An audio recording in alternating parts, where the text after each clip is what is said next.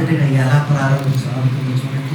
అపోస్తల కార్యములు 2వ అధ్యాయం, అపోస్తల కార్యములు 2వ అధ్యాయం మొదటి వచనం. పెంతెకొస్తు పండుగ దినము వచ్చినప్పుడు అందరూ ఒక చోట కూడి ఉండిరి. అప్పుడు వేగముగా వీచు బలమైన గాలి వంటి ఒక ధ్వని ఆకాశము నుండి అకస్మాత్తుగా వారు కూర్చుండి ఉన్న ఇల్లంతయు నిండెను.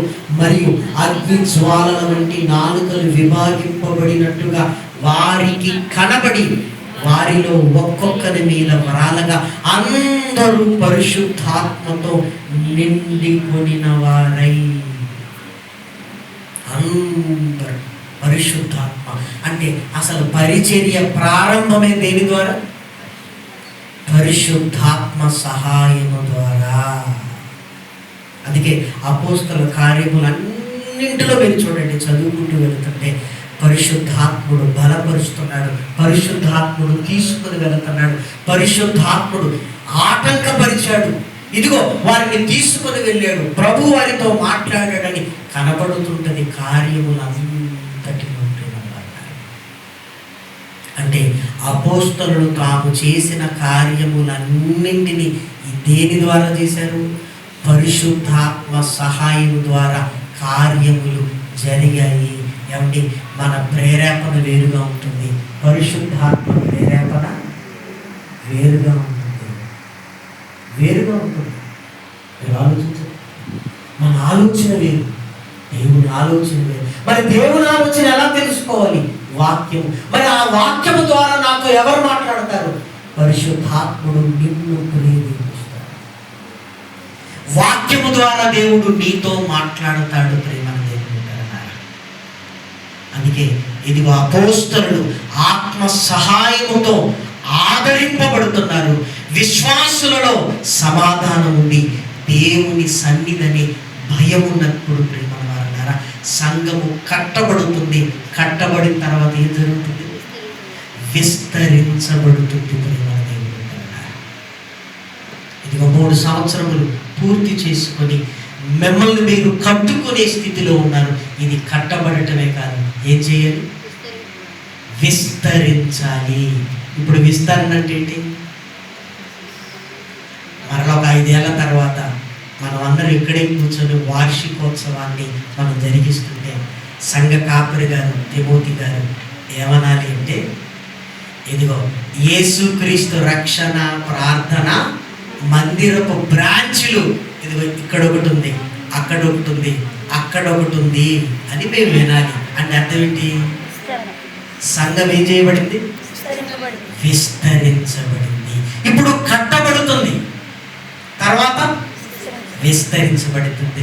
ఒక చెట్టును వేసి మీరు చూడండి, ముందు ఒక కాండం తనను తాను నిలదొక్కుకోవడానికి ప్రయత్నం చేస్తుంది, తర్వాత కొమ్మలు, శాఖోప శాఖలు. ఇదిగో ఈ 3 ఏళ్ల సంవత్సరంలో దేవుడు మిమ్మల్ని కడుతున్నాడు. ఈ కట్టడమే కాదు, విస్తరించాలి. ఇదిగో పలాని క్రీస్తు రక్షణ ప్రార్థన మందిరం సహవాసం బ్రాంచ్ ఇక్కడ ఉంది, ఇక్కడ ఉంది, ఇక్కడ ఉంది, ఇక్కడ ఉంది. ఎందుకంటే సంఘములు విస్తరించాలి. సంఘములు విస్తరిస్తున్నాయంటే ఆత్మల సంపాదన కొరకు దేవుడు మిమ్మల్ని అందరినీ వాడుకుంటున్నాడు అని దాని అర్థం. కాబట్టి ఇదిగో నూతన సంవత్సరంలో నూతన ఆలోచనలతో ఆత్మ సహాయంతో సమాధానము కలిగి ఐక్యమత్యముతో పరిశుద్ధాత్మ ఆదరణతో దేవుని యందు భయముతో మిమ్మల్ని మీరు కట్టుకొనుచు సంఘము విస్తరించాలి అని నా హృదయపూర్వకంగా కోరుకుంటున్నాను. ఈరోజు అసలు యాక్చువల్గా శామ్యూల్ గారని ఖమ్మంలోని ఒక సంఘ కాపరి గారు ఈ తేదీని అడిగారు. మరలా వారికి ఈ తేదీ వీలుపడకపోయేసరికి 28కి మార్చుకున్నారు. నేను గమనించింది ఏంటి అంటే, 21వ తేదీ నేను వారికి ఇచ్చాను కదా అని నేను అనుకున్నాను.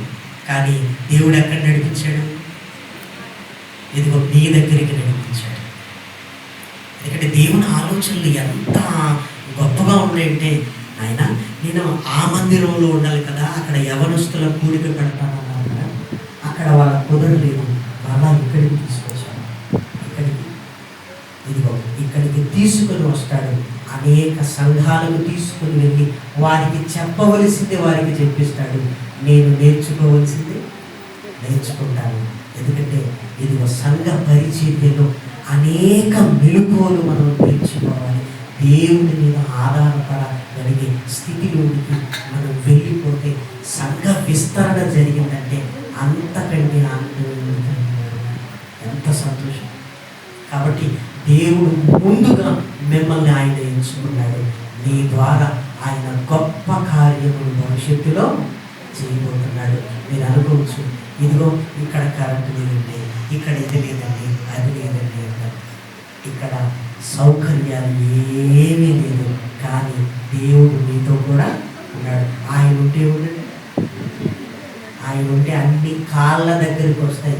మీరేమి వెతుక్కోవలసిన అవసరత లేదు. పోయిన నెలకి ఈ నెలకు నాకు ఒక పద్ధతి కనపడుతుంది. రాగానే దాన్ని చూసి చాలా సంతోషించాను. ఏంటి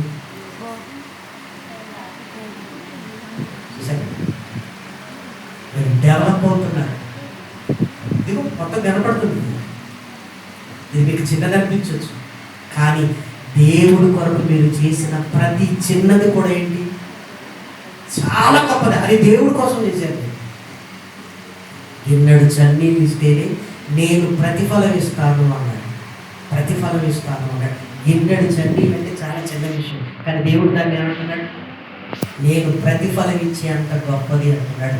ఇంకా మీరు చూడండి, ఎవరిని ప్రేరేపిస్తాడో ఎలా వస్తాయో అన్నీ వస్తాయి. ఇదిగో మిమ్మల్ని మీరు కట్టుకోవడం మీద దృష్టి ఉంచి దేవుడు అన్ని మీ దగ్గరికి తీసుకుని వస్తాడు. మిమ్మల్ని విస్తరింపజేస్తాడు. అందులో అనుమానం ఏమీ లేదు. మీరు 3 మాత్రమే పెట్టుకోవాలి: సమాధానం, భయము, పరిశుద్ధాత్మ అందరి ఆదరణ. ఆయన నడిపింపులో ఉండగలిగితే చాలు. మనం ఊహించనిది ఆయన మన కళ్ళ ముందు జరిగిస్తూ ముందుకు తీసుకుని వెళ్తాడు. కాబట్టి ఈ 3 విషయాల్లో ఈ సంవత్సరం అంతా ఇదిగో దేవుడి మీద ఆధారపడుతూ మీరందరూ ముందుకు వెళ్ళాలని హృదయపూర్వకంగా కోరుకుంటూ, మరి స్థానిక సంఘ కాబట్టి దేవుడు తన ఆత్మ సహాయంతో, తన వాక్యపు సమృద్ధితో ఈ సంవత్సరం అంతా బలమైన పరిచర్య కొరకు సిద్ధపరిచి తీసుకొని వెళ్ళాలి అని నా హృదయపూర్వకంగా దేవుడు వేడుకున్నాను. మరి 4వ సంవత్సరంలోకి అడుగు పెడుతున్న ఈ మందిర వార్షికోత్సవం శుభాకాంక్షలు మరి సంఘ కాపరి గారికి, సంఘమై ఉన్న మీ అందరికీ నేను తెలియజేస్తూ ఈ మాట నేను ముగిస్తున్నాను. ప్రార్థన చేస్తాను.